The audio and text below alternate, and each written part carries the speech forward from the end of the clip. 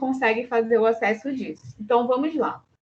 Na aula passada, a gente já está sendo gravado. Então, na aula passada, a gente começou falando especialmente sobre aspectos da física radiológica que influenciam muito no rendimento da radioterapia, né? E na variação do tratamento da radioterapia. Então, como a radioterapia modifica tanto, né, a intensidade daquele feixe de radiação quando a gente comparava com outras modalidades, né? A nossa próxima atividade vai ser um exercício com questões. Eu espero que vocês façam sozinhos, né? Não copiem de outros colegas. Resolvam o exercício sozinho. Vai ser uma atividade de exercício para vocês responderem questões associadas ao conteúdo que a gente já falou, né? Especialmente porque vai funcionar como se fosse uma revisão da prova, né? Então, vocês estudando o conteúdo, se vocês verificarem o caso clínico, no caso clínico já tinham assim, perguntas que direcionariam vocês para fazerem uma prova, né? Por exemplo, falando de efeito direto e efeito indireto da radiação, falando de recuperação do tecido saudável, fracionamento, né? Coisas que a gente já conversou. E agora vai entrar a parte de física radiológica, tá? Então, a gente vai vencer essa parte de bracterapia hoje, vai falar um pouquinho mais na aula que vem. Na aula que vem a gente pode também fazer um apanhado assim para tirar as dúvidas de vocês, né? Que eu sei que vocês estão estudando muito e devem ter muitas dúvidas, né? Porque realmente vocês estão muito focados. Não contém ironia aqui. Então, me digam aí se está aparecendo para vocês a projeção, por favor.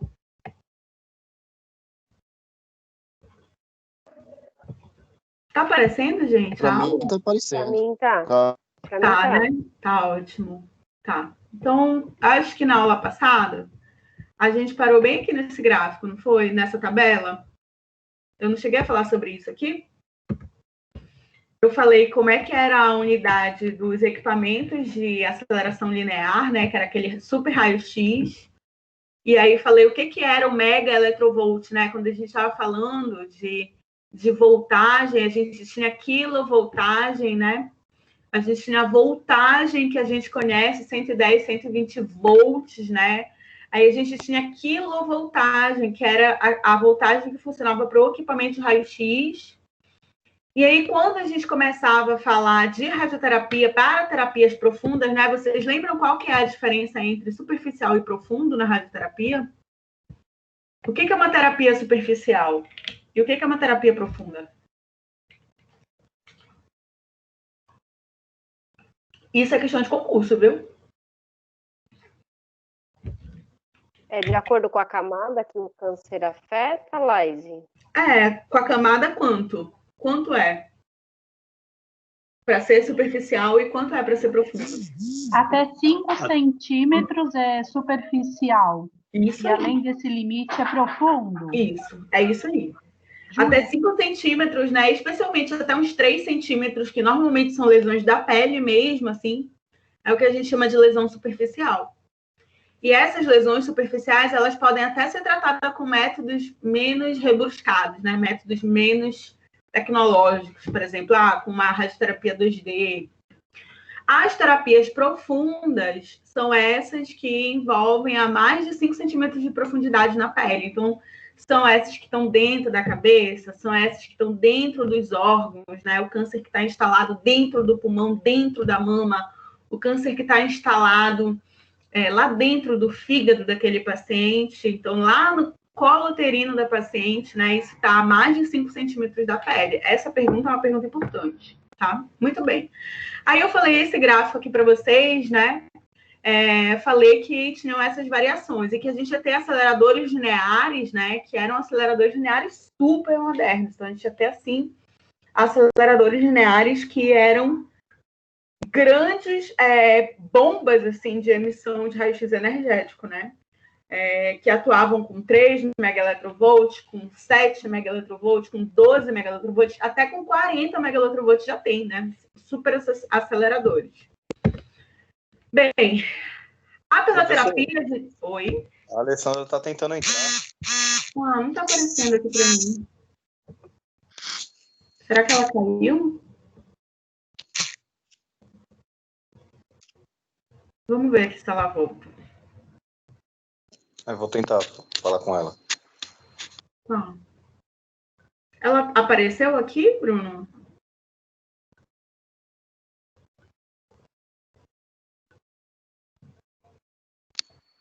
Não, ela mandou no grupo que não está conseguindo entrar. Ela acessou o link, mas não está conseguindo entrar. Que coisa estranha. Vocês acessaram pelo AVA, gente?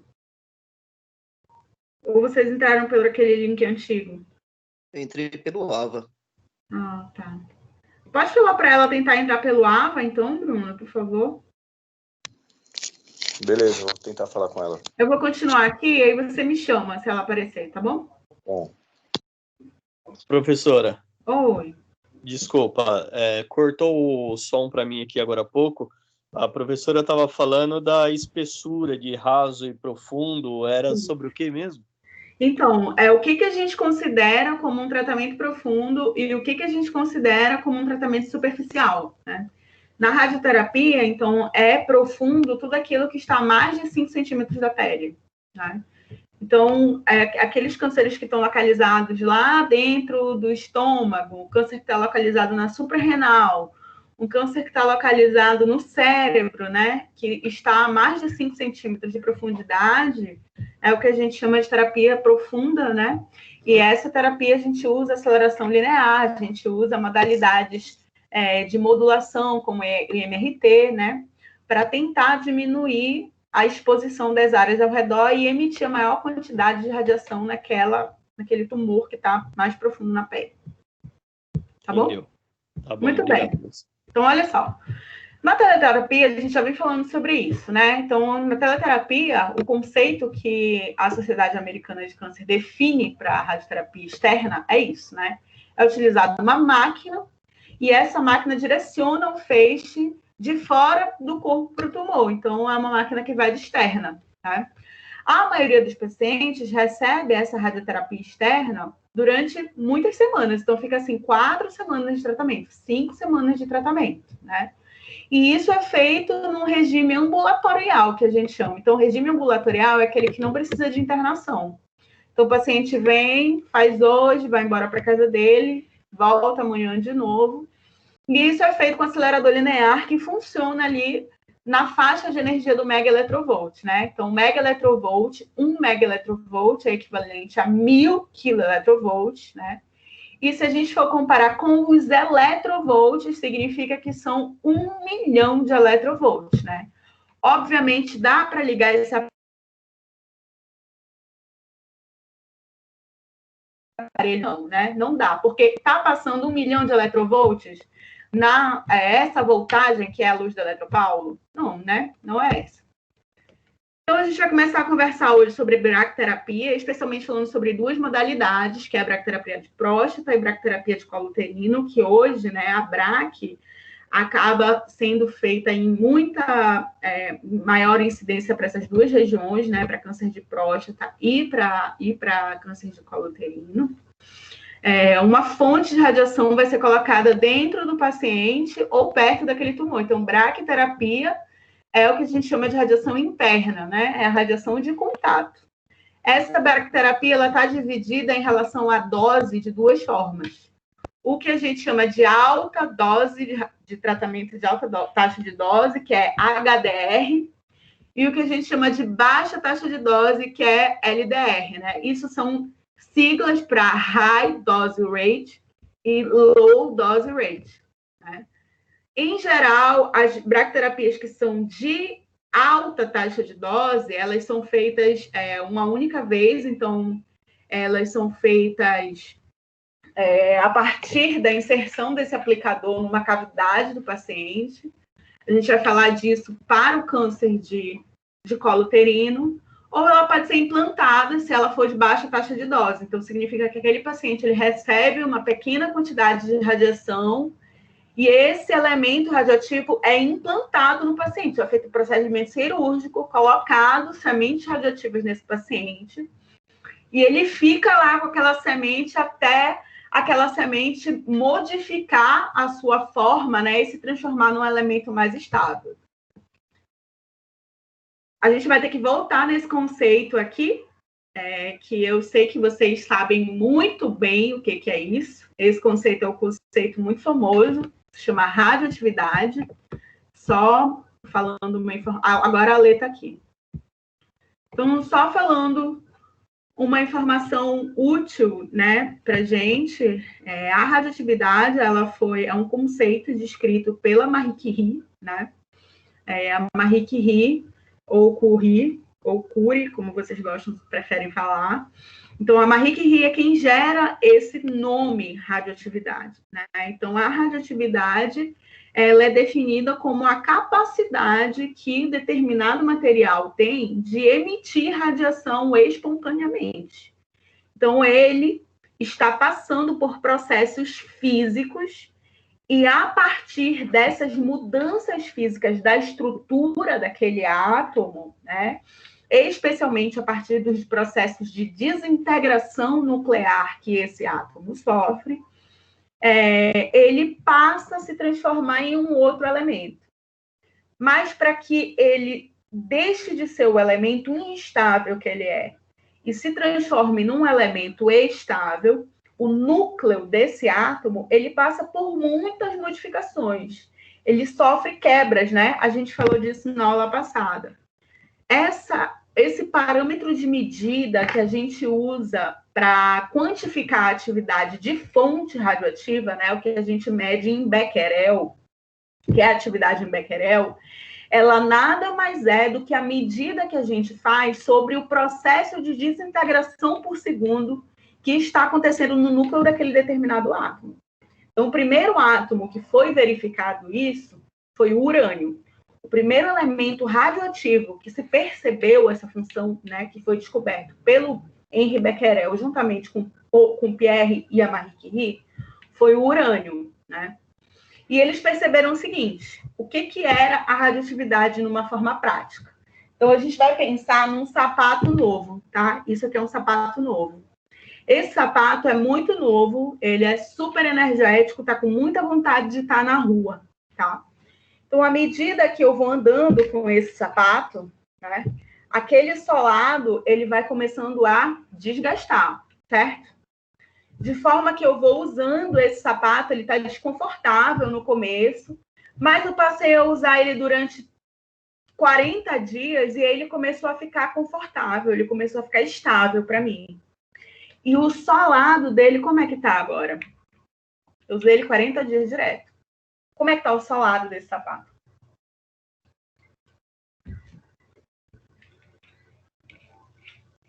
Como é que tá o solado do sapato que era novo?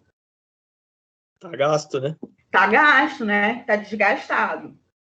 Então, a gente vai pensar nesse modelo do sapato desgastando e se transformando num outro sapato. O sapato, 40 dias depois, é o mesmo sapato? É igual ao que ele era quando eu comprei?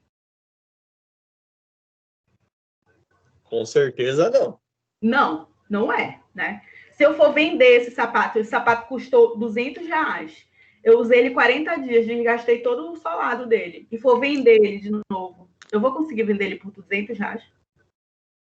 Saiu da loja já não vale mais nada. Não vale mais. Saiu da loja já não vale mais.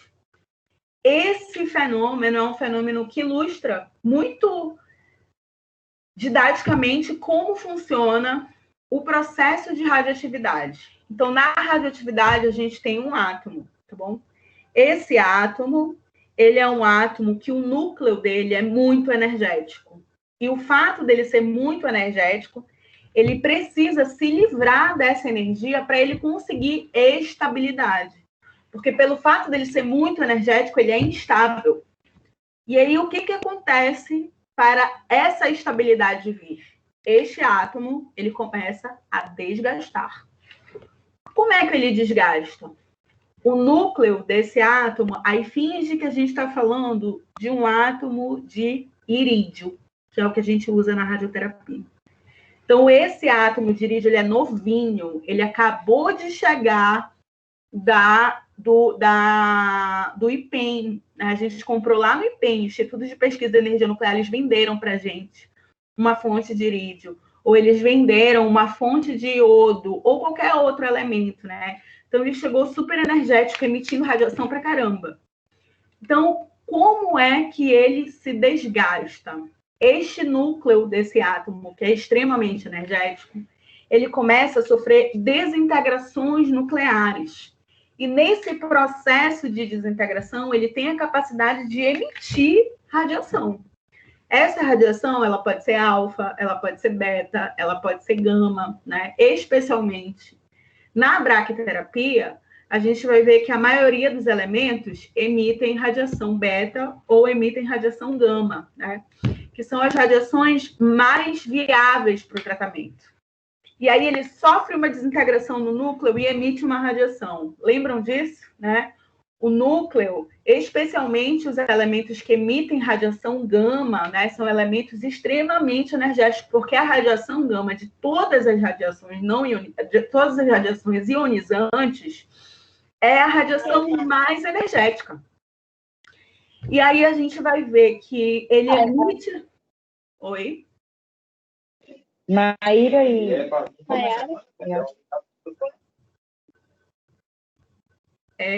Alguém perguntou alguma coisa? É comigo isso, não?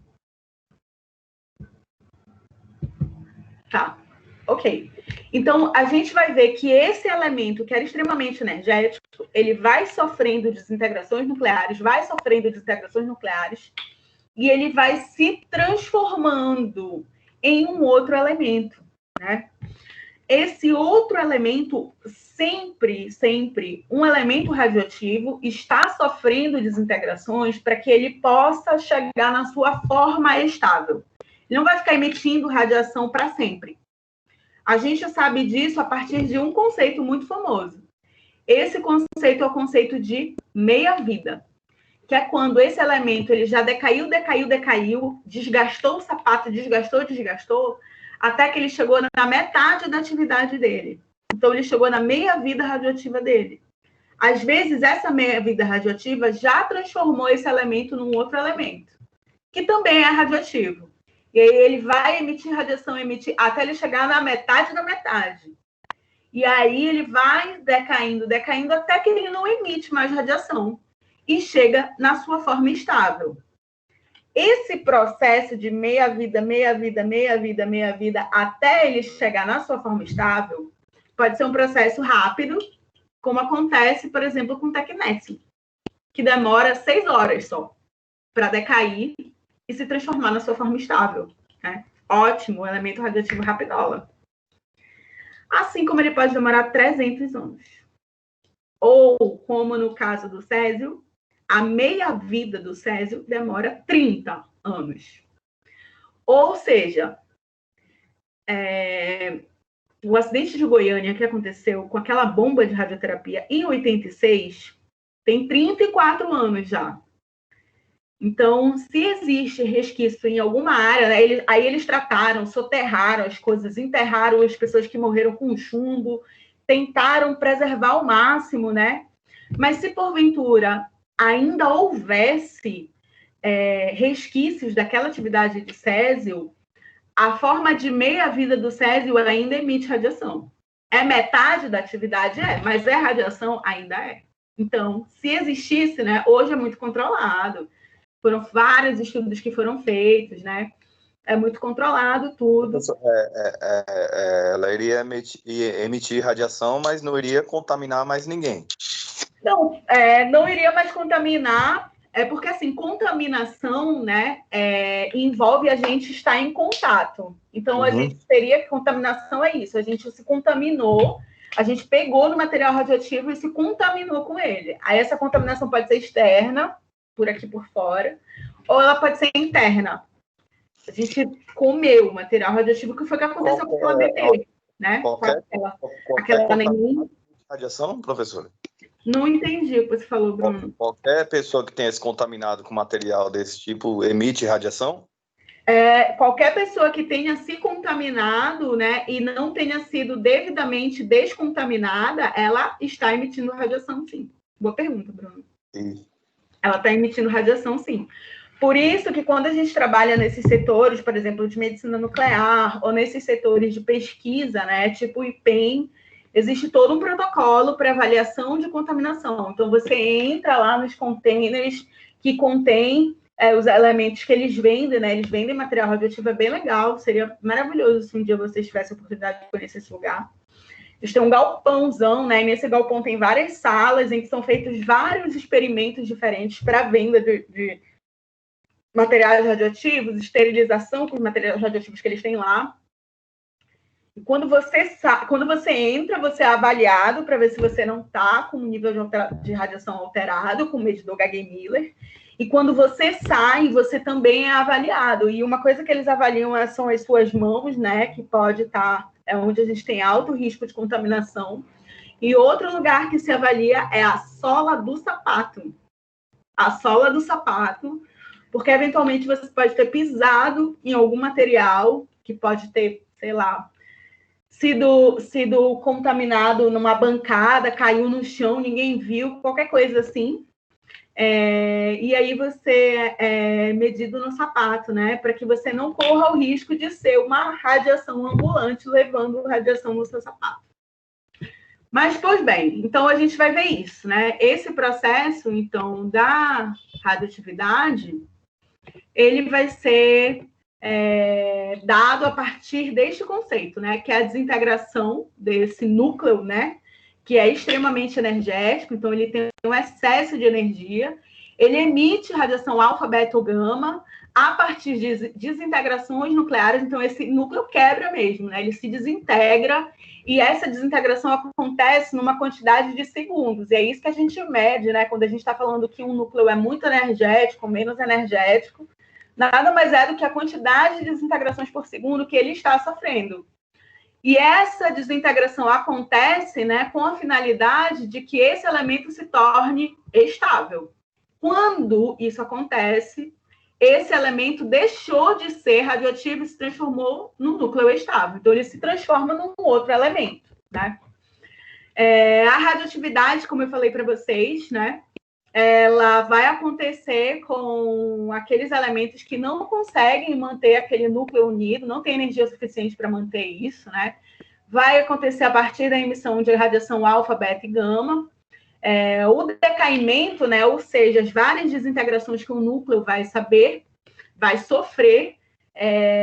nada mais é um fenômeno de transformação num outro elemento. Por exemplo, o irídio 192, que é o elemento que a gente usa na braquiterapia de colo uterino, por exemplo, ele tem um período de meia-vida de 74 dias. E passa esses 74 dias, adivinha, ele se transforma num outro elemento. Então, o elemento que ele se transforma é o plutônio 192. E esse elemento aqui já não emite mais radiação, né? Não é mais instável. Aliás, ele até emite radiação, mas não é uma quantidade que seja viável para o tratamento. Então, a forma estável do irídio é o plutônio 192. Existem elementos, né, na natureza que emitem radiação espontaneamente, como é o caso do urânio, né? Eu falei para vocês que o urânio tinha sido o primeiro elemento que tinha sido descoberto. Por quê? Porque ele é radioativo naturalmente. Então, o urânio 238, ele é a melhor forma que a gente vai ver de um isótopo natural, né? Mas o que a gente usa nas terapias são elementos de radioatividade artificial.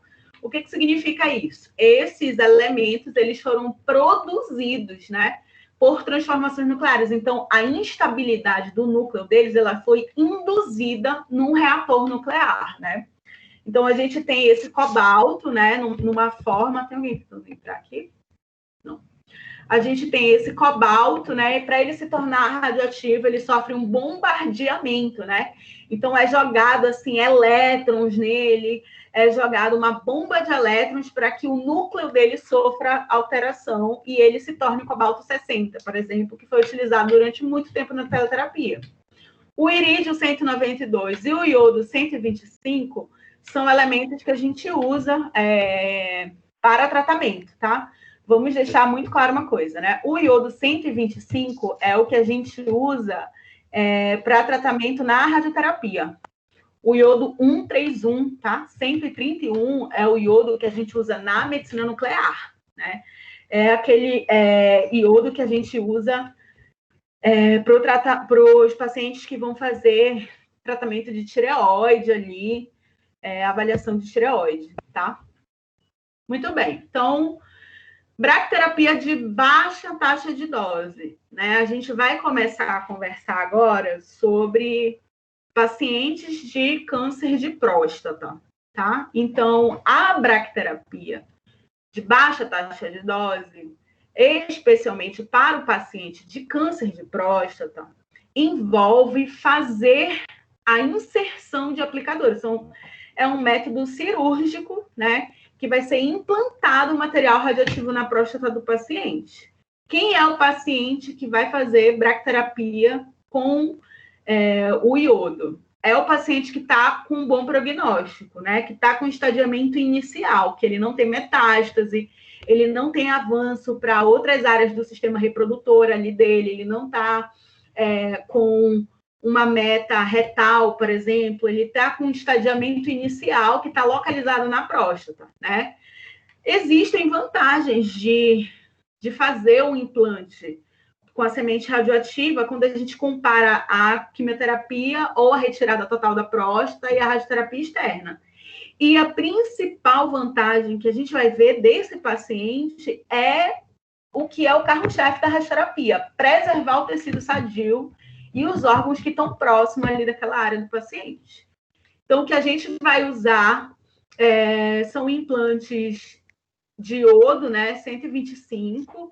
Esses pacientes, como são procedimentos minimamente invasivos, né, esse paciente, ele não precisa ficar no regime de internação, então, às vezes, ele está liberado, assim, 24 horas depois do procedimento. No máximo, ele vai ficar 72 horas no setor, né, com pouca dor, mesmo que o procedimento seja um pouco assustador. Esse procedimento, ele acaba sendo menos invasivo, se a gente for comparar com os outros métodos, e acaba sendo muito viável, né, para o paciente que está no estágio mais inicial. Então, a dose que é liberada para o paciente, se a gente for verificar a energia da radiação, não é uma energia alta. O que acontece é que o paciente fica o tempo inteiro emitindo radiação ali naquela área. Então, a dose que ele recebe no tumor inteiro é uma dose alta, mas o iodo tem uma quantidade baixa de energia. Então, a energia do feixe que o iodo emite fica na faixa de, no máximo, ali, 29 kV. É baixa. A questão ele está recebendo 29 kV durante 30 dias. Durante toda aquela atividade daquela fonte que está ali. Então, como é que isso acontece? Todo mundo está conseguindo enxergar a figura aqui? Sim. Muito bem. Esse aqui é um paciente, tá bom? Esse paciente, ele está em posição ginecológica, né? Isso aqui é um transdutor de ultrassonografia, tá bom? Que é inserido no reto do paciente. Aqui na ponta, ele tem uma fonte de emissão de ondas ultrassônicas. Por quê? Porque eu preciso verificar a próstata. A próstata é essa bolota aqui, essa glândula aqui. A próstata, ela está embaixo da bexiga. Aqui a bexiga, tá bom? Aqui a próstata. A uretra atravessa a próstata e atravessa todo o pênis do paciente. Então, muitas vezes, o câncer de próstata comprime essa uretra, o paciente não consegue fazer xixi direito, né? Ou ele tem muita dificuldade, começa a ter uma pressão, sente uma pressão diferente quando ele vai fazer xixi, ou ele começa a sentir uma ardência, começa a sentir dor, tá bom? E aqui, perto da próstata, aqui atrás, está passando o reto do paciente. Então, essa área que foi irradiada, a gente tem muitas regiões que são regiões de muita sensibilidade, né? A gente tem o testículo extremamente sensível à radiação, porque no testículo a gente tem a produção de espermatozoide. Esses espermatozoides estão em altíssima atividade mitótica, então, do sistema biológico masculino, o testículo acaba sendo a região mais sensível para o feixe de radiação. A gente tem a bexiga, a gente tem o reto, né? A gente tem a uretra que está passando ali. Então, existem várias áreas que são áreas perigosas. Como é que é feita a inserção desses aplicadores, né? Dessas sementinhas radioativas no paciente? Então, juntamente a esse transdutor tem um template. Essa barra que vocês estão vendo aqui é como se ela fosse uma peneira, né? E nessa peneira são passadas essas agulhas aqui. Essas agulhas, elas são vazadas por dentro. Então, essa agulha, ela atravessa aqui o períneo, né? O períneo é essa região que fica entre o ânus e o pênis. Então, essas agulhas aqui, elas atravessam o períneo. Em geral, são de 15 a 20 agulhas que são inseridas. E à medida que elas entram, né? Elas vão deixando sementes radioativas ali na região da próstata do paciente, né? E aí elas saem. Então, o paciente ele recebe todas essas furadas para receber toda essa quantidade de implantes. Isso fica mais ou menos assim. Então, esse template aqui, a gente está vendo ele de lado, e aqui a gente está vendo ele de frente, né?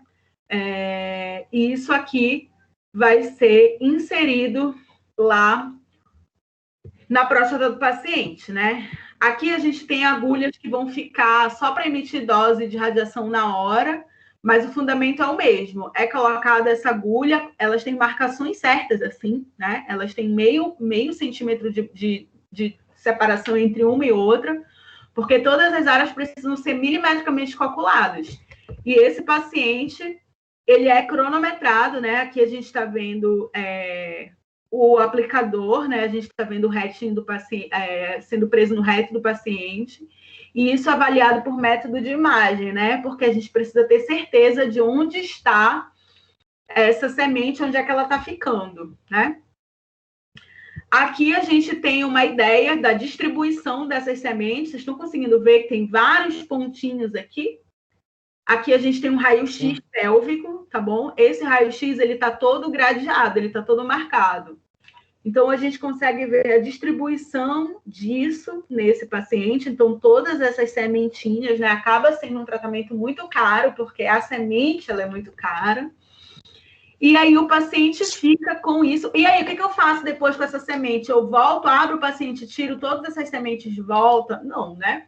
Isso aí vai ficar com o paciente para todo sempre, mesmo depois, quando ele não estiver mais emitindo radiação, né? Quando tiver chegado a estabilidade, isso vai ficar no paciente. E é isso que acaba tornando inviável o tratamento da bracterapia de baixa taxa de dose, né? Aqui... Professora. Oi. Desculpa te cortar. Pode cortar. O paciente, ele é sedado? Ah, sim, claro, com certeza. Né? É um procedimento minimamente cirúrgico. Não entendi. Quem foi que perguntou, Rogério? A agulha é bem fininha ou... Ele é o quê? A agulha, que então, ela não é tão fininha, né? Ela é, assim, fina o suficiente para passar um grãozinho de arroz. Então ela é grossa. Ela não é tão fina, né? Ela é uma agulha que mimetiza uma cânula, né? Parece uma cânula. Cânula é uma agulha vazada por dentro. Então, ela precisa ser vazada por dentro para ela deixar esses grãozinhos de arroz. Eu acho que eu tenho aqui uma imagem desse... Deixa eu colocar aqui para vocês. Professora, cada grãozinho de arroz, cada sementinha dessa, dá para enxergar ela no exame de raio-x? Elas são radiopacas? Tá bem aqui, ó. Olha aqui, ó. Isso aqui é a sementinha. Isso aqui, todos esses branquinhos aqui, todos esses pontinhos brancos. Se a pessoa tiver feito um tratamento desse, você consegue enxergar todas essas sementinhas. Não entendi. Como é, Rogério? Bruno? Oi, Bruno, desculpa. Oi, o Bruno. Você já respondeu até, elas são radiopacas. Tipo assim, se a pessoa tiver com essa semente... Elas são de metal. Elas são de metal, sim. E depois que tiver acabado esse tratamento, depois que a pessoa tiver curada, se a pessoa for fazer uma radiografia, no caso... Aparece. Ainda vai aparecer? Vai, é porque vai ficar lá para sempre, né? Elas são materiais que não interagem com o corpo. mas elas vão ficar lá implantadinhas, como se fosse, sabe, essas placas ósseas que as pessoas põem? Tipo placa de titânio no osso, na cabeça do fêmur, vai ficar lá para sempre. Entendi. Entendeu? Eu quero mostrar para vocês aqui o tamanho dessa semente.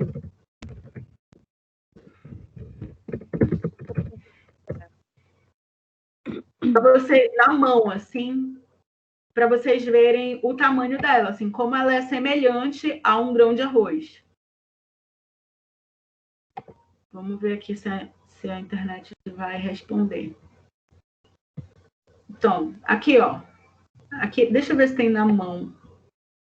Aqui, ó, uma moeda de 1 centavo, que era pequena, lembram? E aí, aqui, como é que ela é do lado de uma moedinha de 1 centavo, né? Ela é fininha, porém, ela é uma sementinha grande, né? Uma sementinha... Eu quero ver tem uma figura famosa que está do lado da mão da pessoa, mas não estou achando aqui. Essas sementes aqui, olha, como você pode ver, Bruno, nesse exame de raio-x, isso aqui é uma imagem depois. E aí são colocadas, às vezes, 90 sementes dessa no paciente. E cada semente dessa chega a custar 120, 140 reais. É muito caro. Cada uma dessas? Uma semente. Uma semente dessa. Chega a ser 140 reais. 130, 140 reais. É muito caro. Elas são revestidas por algum tipo de metal. Não é só o material radioativo. Ele é revestido não, metal. Não é revestida somente com material radioativo. Elas são feitas do material radioativo, né? Mas ela tem uma composição que é uma composição densa, que é uma composição radiopaca. Aqui, nesse paciente que vai colocar, são colocadas, tipo assim, 90 sementes dessas.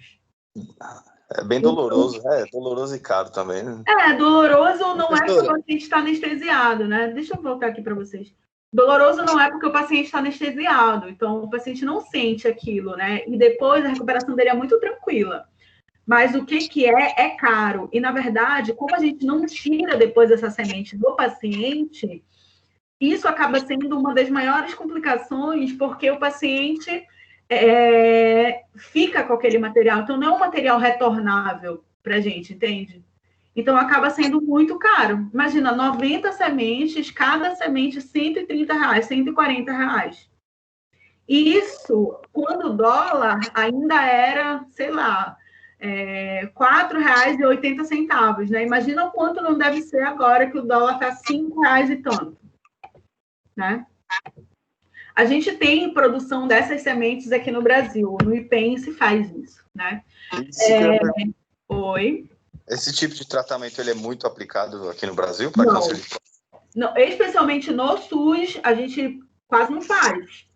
Por exemplo, no ICESP não faz mais. Por quê? Porque é caro pra caramba. Aí optam pela teleterapia mesmo? Optam pela rádio externa e o paciente faz quimioterapia junto com a rádio externa. Que tipo de elemento tem nessa semente? Iodo. Ah, tá. Muito bem. Então, a gente vai ver isso, né? O iodo, a gente vai ver que, no final das contas, né, o paciente vai ficar recebendo aí uma variação de 140 a 144 Gray na próstata, que é uma dose alta, né?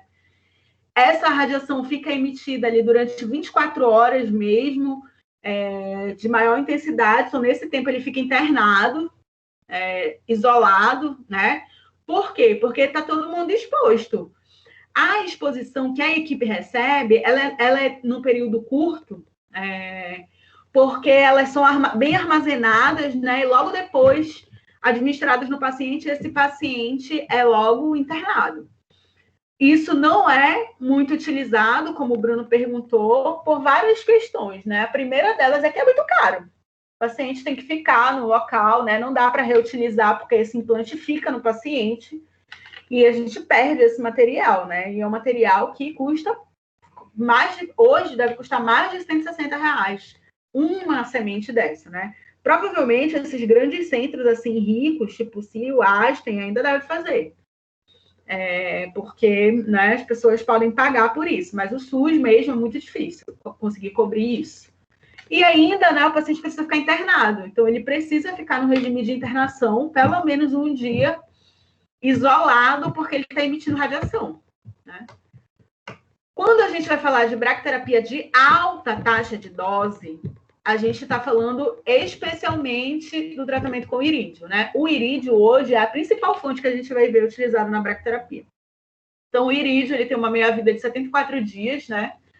Ele emite tanto radiação beta quanto radiação gama. Então, no processo de desintegração nuclear do irídio, ele tem a capacidade de emitir raio beta extremamente energético, que fica na faixa dos 500 para os 600 kV. E o raio gama é energético, poderoso, mas o raio beta é mais poderoso do que o raio gama, nesse caso. E ele emite ali uma energia na faixa de 370 kV. Quando a gente avalia o uso do irídio para bracterapia de alta taxa de dose, a gente está vendo ele principalmente no uso para o câncer de colo uterino. Então, vamos aqui analisar como é que funciona isso. Da mesma forma como a gente tinha aquele aplicador que estava lá naquele paciente da próstata, né, que era aquela cânula vazada que deixava a semente radioativa lá, a gente vai ter vários tipos de aplicadores que vão ser colocados dentro da mulher. Então, prestem atenção aqui. Aqui a gente tem um esquema de como funciona o útero, tá? A gente tem aqui na frente do útero a bexiga com a saída para a uretra e o canal uretral da mulher, tá bom? Inferiormente, a gente tem a entrada da vagina. Então, isso aqui é o canal vaginal. Lá no final, a gente tem o útero todo. Aqui a gente tem o colo uterino, que é essa porção da frente, com o cérvix, que é aquele buraquinho. E dentro do útero, né, ele tem um formato de pera invertida. Lembra esse negócio? Então, ele fica de cabeça para baixo. E dentro dele, né, ele tem várias camadas. Tem o miométrio, tem o endométrio, que é essa camada interna. E lá dentro ele tem esse buraco, né? Que esse buraco aqui é o úterozão que o bebezinho vai ficar encaixado, tá? Atrás do útero a gente tem o reto também.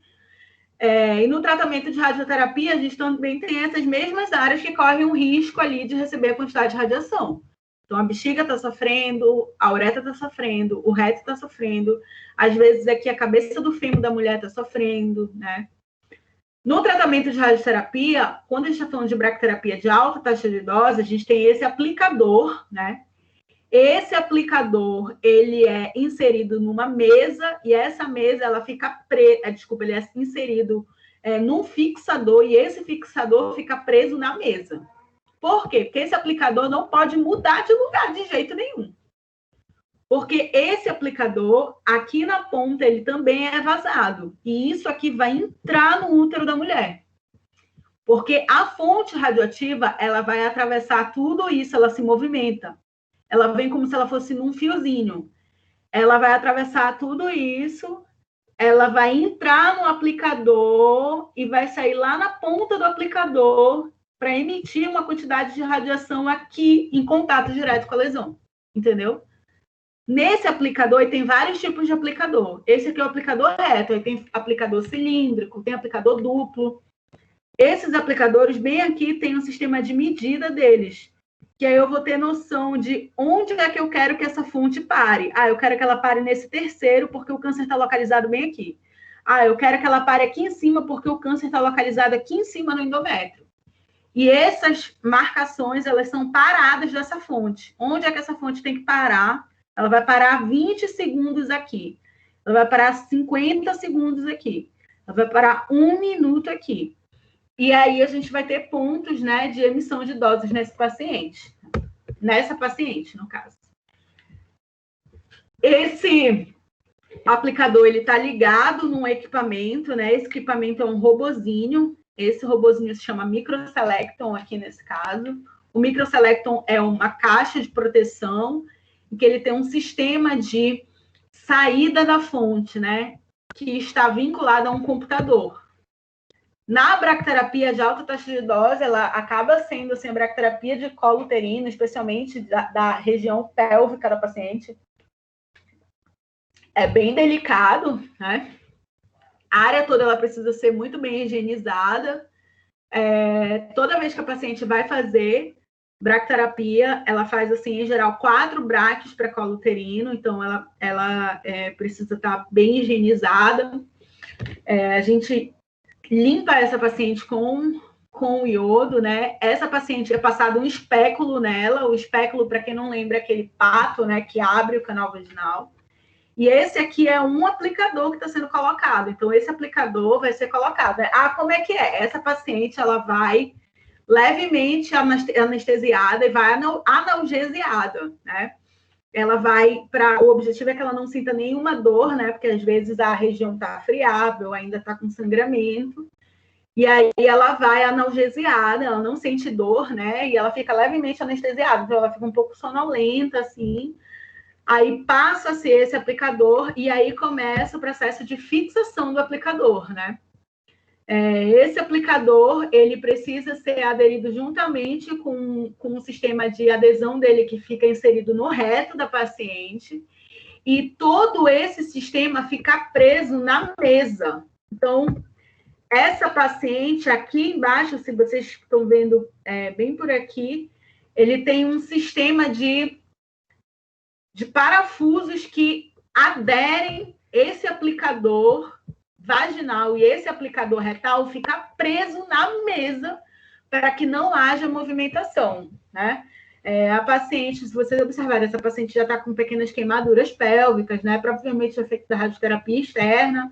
Às vezes a paciente tem sangramentos, né? É bem constrangedor, assim, para a paciente sente muita dor, né?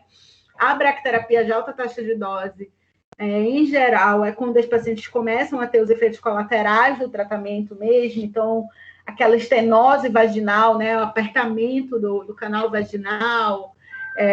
Ô, Laise. Oi.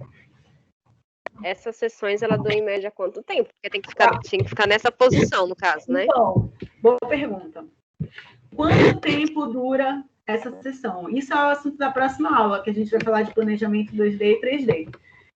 Isso depende muito do tipo de planejamento que a gente fez para emitir a dose de radiação nessa paciente. Por exemplo, se a gente fez tudo isso, colocou o aplicador, essa parte de colocar o aplicador e fixar a paciente é a parte rápida. Isso é feito em 20 minutos, meia hora. O problema mesmo está no planejamento da dose que ela vai receber. Porque cada vez que ela faz isso, é necessário fazer um exame de imagem para ver como é que está esse aplicador. E em cima desse exame de imagem é que se faz o cálculo da distribuição de dose. Então, cada vez que ela vai fazer braquiterapia, ela faz 4 vezes, ela tem que ficar com esse aplicador. Se o planejamento for 2D, ela fica aí 1h30 com esse aplicador. Se o planejamento for 3D, tomografia ou ressonância, em geral tomografia, ela chega a ficar de 3 a 4 horas com esse aplicador, né? O tratamento, emitir radiação, é rapidinho. Dura 12 minutos, 10 minutos, é bem rápido, 8 minutos, dependendo da atividade da fonte. Mas o planejamento, calcular a dose, fazer os contornos, verificar os órgãos, isso é o que demora, porque ninguém faz isso sozinha. Então, a gente precisa do médico radioterapeuta, precisa do físico médico para fazer os cálculos na hora, e isso acaba demorando bastante. Entendeu? Respondi. E é feito exames de imagens, assim, durante o... É feito antes dela fazer a emissão de radiação, é feito o exame de imagem. Então, a ordem é assim. Primeiro, coloca o aplicador e prende o aplicador na paciente. Ok, tá presa. Exame de imagem, segunda coisa. Depois de fazer o exame de imagem, a gente pega essa paciente, leva ela para a sala da braquiterapia e ela fica lá, esperando o cálculo da dose. Aí a gente vai para o terceiro passo, que é ir para a sala de planejamento. Lá na sala de planejamento, a gente pega aquela imagem de raio-x ou aquela imagem de tomografia e começa a contornar o órgão. Começa a fazer uma margem aqui, essa margem aqui é o tumor. Essa margem aqui é a bexiga. Essa margem aqui é não sei quem. Aqui vai não sei quantos Gray. aqui vai não sei quantos graus, aqui é o ponto principal, aqui é um ponto secundário. Então, tudo isso demora muito. Enquanto isso, a paciente está lá, esperando apenas, com aquele aplicador dentro dela. Ela não pode se movimentar. Porque se ela se movimenta e o aplicador muda de lugar, o que tem que fazer? Leva ela de novo para fazer a imagem. Volta com essa paciente. Verifica a imagem, calcula tudo de novo. É assim. No exame de raio-x, que é o planejamento bidimensional, é rápido, é mais rápido. Então, essa paciente, o tratamento dela termina entre 1 hora e 1 hora e meia. No planejamento 3D, é mais demorado. Porém, é maior segurança em relação aos órgãos que estão ao redor ali daquela lesão, né? Porque a gente tem mais certeza da proximidade daqueles órgãos com o tumor principal, a gente tem mais certeza se qual é o grau de acometimento daquela lesão, a gente tem mais certeza por conta da verificação volumétrica que a tomografia dá. Muito trabalhoso, na verdade, né? A bracterapia E aí, depois de ter calculado, é o passo 4. Aí, agora, a gente vai colocar as doses no computador e agora essa paciente vai receber radiação. Então, a parte da radiação é rápida. O problema mesmo toda vez que ela precisa retornar para fazer, é o mesmo procedimento. As 4 vezes, né? As 4 vezes que ela retornar para fazer, as 4 vezes vai ser assim. É o mesmo procedimento. Isso, mesmo. Entendeu? Já Professora, é toda semana ou uma vez por mês? Uma vez por semana. Uma vez por semana, em geral, a partir da 20ª sessão dela. Lá no finalzinho do tratamento dela, ela vai começar a receber a BRAC. Ok. Se ela se curar depois, futuramente, Laís, ela de gravidez, alguma coisa? Não, essa paciente não vai conseguir mais engravidar, né? Ela vai entrar no quadro de menopausa precoce. Se ela for jovem, ela vai entrar no quadro de menopausa precoce. Professorando, como se trata do útero, né? Essas sementes também vão ficar inseridas na paciente? Elas... Não é semente, né? Não é semente, aqui é fonte. Semente é lá na baixa taxa de dose. Tá bom, tá. Tá, ok. É uma radiação direta, né? É isso, né? Aqui é direto. A fonte, eu vou mostrar como é que ela faz. Então, essa fonte, como é que funciona, né? Essa fonte, ela tá num container bloqueada, blindada. Aí, essa fonte, ela sai como se fosse numa linha. Então, ela sai daqui de dentro desenrolada, ela vem por esses fios, aí ela atravessa todos esses fios até ela chegar no canal de onde ela vai ser emitida a radiação. E aí, depois que termina, ela é recolhida, volta, enrolada aqui dentro do microselecton e aí protegida. Entendeu? Então, não é uma fonte, não é uma semente que vai ser implantada, é uma fonte que sai, emite radiação e volta. E é guardada, né? Oi, alguém perguntou alguma coisa? Não?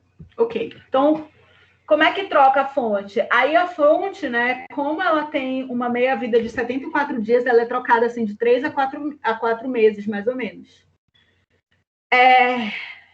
Como é que é medida a fonte da atividade de irídio?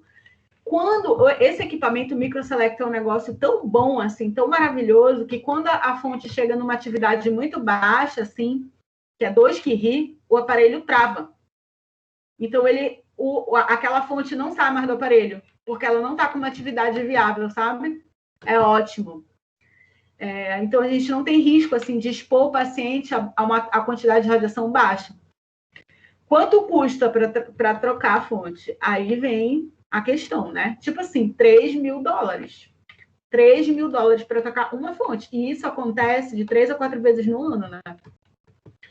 Só que a vantagem dá para tratar vários pacientes com a mesma fonte, né? Então, num dia, a gente trata 3 pacientes, 4 pacientes com aquela mesma fonte. O que não acontece com a fonte de iodo, pô. Não acontece isso, porque com aquela semente de iodo, né, ela fica no paciente e a gente perde aquilo. Aí a gente vai ter aqui essa tabela foi cedida pela doutora Heloísa, minha chefe, com tudo que é feito de bracterapia, assim, né? As principais são essas feitas com irídio e iodo, que estão marcadas aqui. E tem aqui a meia-vida deles, né? Então, 74,2 dias, meia-vida do irídio. Aí o irídio tem a aplicação a partir de fios de semente, né? Isso pode ser feito no tratamento intracavitário. Quando a gente está falando de implante permanente, né, que vai ficar naquele paciente, a gente está falando de iodo, isso é feito sob forma de semente, mas existem vários outros, né? Césio, cobalto, ouro, né? Ouro também foi muito utilizado, mas também igualmente caro, né? E a meia-vida é curta, porém caro, né? Bastante caro, estrôncio. Então, tem outros elementos, sabe, que são utilizados, mas em geral os principais são irídio e iodo mesmo, né? A gente também mede a BRAC a partir das doses. Então, a gente tem de baixa taxa de dose, que é o low dose rate, né? Que tem uma duração que fica assim, o paciente fica com mobilização prolongada, né? Porque ele fica recebendo aquela quantidade de radiação durante muito tempo, né? O paciente precisa ficar internado. Sempre vai ter internação, obviamente, porque ele é uma fonte de radiação, né? Esse paciente faz anestesia, como vocês perguntaram lá. Se o paciente vai atravessar o períneo dele, vai ficar tranquilo, ali atravessando a próstata vai ficar de boa. Não, né? Dor, ele sente dor, sim. Existe a bracterapia de média taxa de dose, né? Que são fontes reutilizáveis, assim. Mas, em geral, a gente faz bracterapia de alta taxa de dose.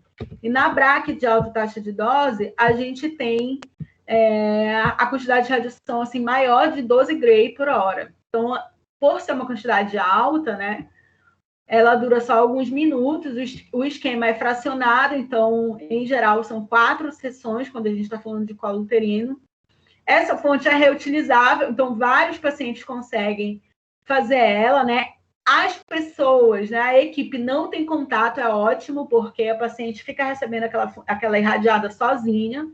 O esquema é ambulatorial, então a paciente termina a BRAC e aí, às vezes, ela fica só em observação e vai embora. A anestesia faz ocasionalmente, às vezes só se a paciente tiver com muita sensibilidade, com muita dor, é feita anestesia, mas em geral é só feita uma analgesia para ela parar de sentir dor durante a aplicação. Tudo bem? Alguma dúvida? Laís, Oi.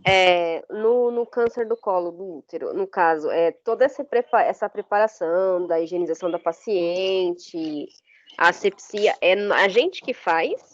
Então, não, quem faz isso é o médico radioterapeuta. Quem faz isso é o médico radioterapeuta. O tecnólogo, né, e em geral, quem trabalha com BRAC são tecnólogas, né, geralmente é a mulher, porque a paciente se sente mais à vontade, ela está muito mais no suporte do equipamento, né?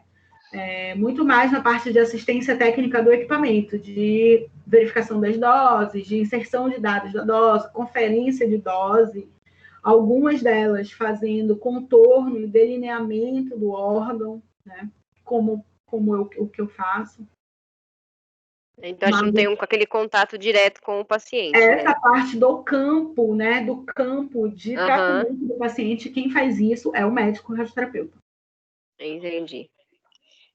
Tá, ok. Alguma dúvida mais, gente? Professora, Oi. o irídio era encontrado na natureza já emitindo radiação ou não? Não, é uma fonte artificial. Artificial, né? Entendi. É uma fonte artificial, tipo a fonte de iodo, né? O que é encontrado na natureza mesmo é o urânio. Entendi. Professora, Oi. eu ainda não entendi o porquê no 2D é mais rápido que no 3D. Tá. Por que no 2D, no planejamento 2D, ele é mais rápido? O exame de raio-x é muito mais rápido do que a aquisição de uma imagem tridimensional, né? Começa assim, o exame de raio-x é bem rapidinho. Então, a aquisição de imagem já é comido bastante tempo, né? Mas pelo fato do raio-x ser praticamente... Isso. E no planejamento, como a referência é uma referência óssea, a gente não precisa verificar o volume dos outros órgãos. Por quê? Porque a imagem é bidimensional. Né? Então, o contorno ele é feito com referência óssea. Então, é muito mais rápido de contornar, porque não tem tantas estruturas para serem verificadas, medidas, acertadas, quanto num exame tridimensional. Entendeu. Então, por isso que é mais demorado. Entendeu. Obrigado. Nada. Mais alguém, gente?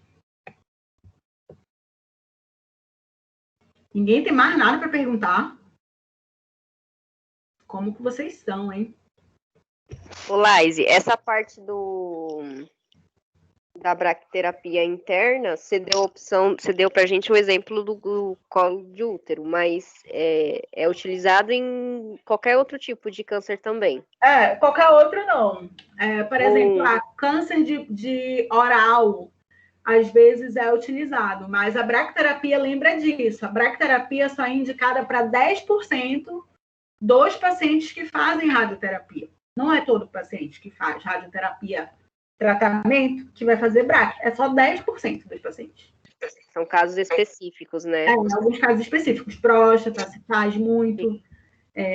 Útero, né? Se faz quase sempre. Às vezes só se a paciente não quiser. Às vezes a paciente não quer fazer. Às vezes a paciente procurou na internet o que é a braquiterapia.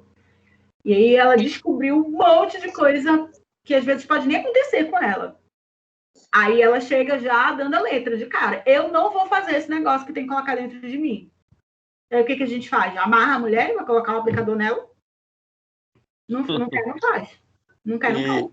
E após a execução do exame, o paciente fica internado quanto tempo? Você está falando do paciente do colo uterino. Do colo uterino não precisa de internação. Às vezes a paciente sai andando de boa. Como é regime ambulatorial, no máximo ela fica assim, em observação. A gente fica observando ela e tal, vendo como é que ela vai ficar. Não chega a agredir tanto o útero ao agride bastante. Mas como é uma quantidade de radiação alta... liberar para ir para casa? Aí às vezes ela fica hipotensa, ela fica querendo desmaiar, aí ela fica em observação. Aí quando ela melhora, ela vai embora. Professor, e sobre o material que é usado no tratamento do câncer no colo do útero, falou que ele pode ser usado em vários pacientes, né? Vamos dizer assim, a vida útil dele diminui quanto mais você usa? Ou... Não, a fonte radioativa não. A fonte radioativa tem um período de meia-vida, que é 74 dias. Mas, então, pode usar... eu posso usar hoje para 25 pacientes e usar hoje para um paciente. A eficácia é a mesma. Não vai mudar nada. É uma atividade nuclear atômica, né? Boa pergunta. Não é consumível. Obrigado, professor. Ok, tirou uma dúvida boa.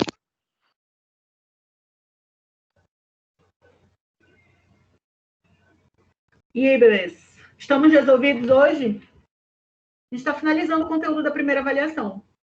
Na semana que vem a gente vai falar um pouco mais de braque, tá bom?